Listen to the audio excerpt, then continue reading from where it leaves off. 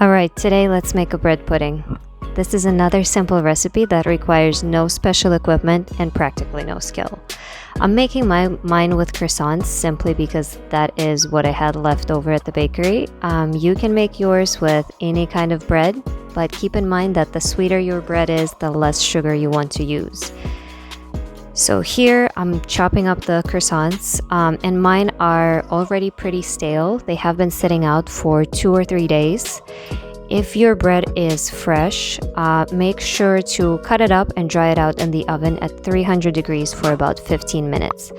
To make the custard, I'm taking my eggs, adding some sugar and spices to it. Here I'm using cinnamon, ginger, and a little bit of nutmeg. I do recommend adding the eggs, the spices to the eggs rather than the milk, so that they don't clump up and they mix in nicely and evenly. A little bit of salt. Let's whisk it all together.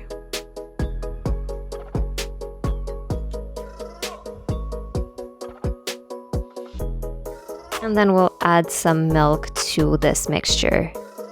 Feel free to use any kind of milk. You can use dairy-free, oat, almond. You can use heavy cream or half and half if you want your pudding to be richer. This is just plain regular whole milk. I'm going to add it to the croissants and toss it a little bit. Then I like to let the mixture sit for about 5 minutes and toss it again. And then let it sit just a little bit more because not all the custard has been absorbed, and mix it again just to make sure that all of your breadcrumbs and bread cubes have absorbed as much moisture as you can. I like chocolate, so I'm adding chocolate chips, of course. And here we go, straight into the pan. You can use any pan you like. Cast iron was just the first one I saw in my kitchen, so I grabbed it and went with it. And I thought it would look good in pictures too. Another important thing is I like to wrap my bread pudding with foil when I bake it, at least the first 30 minutes, to make sure that it doesn't burn and you don't get any crusty edges. So this is what it looks like after the first 30 minutes. I'm taking off the foil to see the doneness. And here I wanted to give you an up-close look so you can see a little bit of custard coming out. When I press on it, it means the bread pudding needs a little bit more time in the oven. So I put it in for another 15 minutes. Let's check it again. There is still some custard coming out. So I added 10 more minutes in the oven at 350 degrees. All right, let's check it again. And I think it might just be ready to go. Nope, nothing's coming out. That's perfect. That's exactly what we're looking for.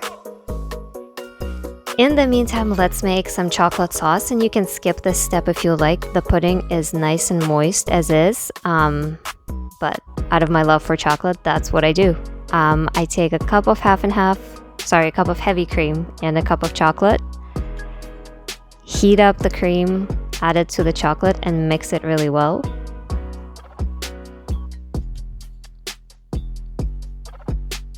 Mix, mix, mix.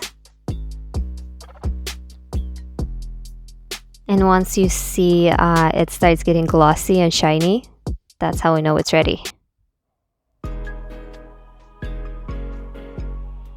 Alright, we'll pour that over the pudding. And it's practically ready to enjoy. You can add whipped cream or ice cream. Instead of chocolate chips, you could also add any kind of dried fruit or white chocolate chips or peanut butter chips, anything you like.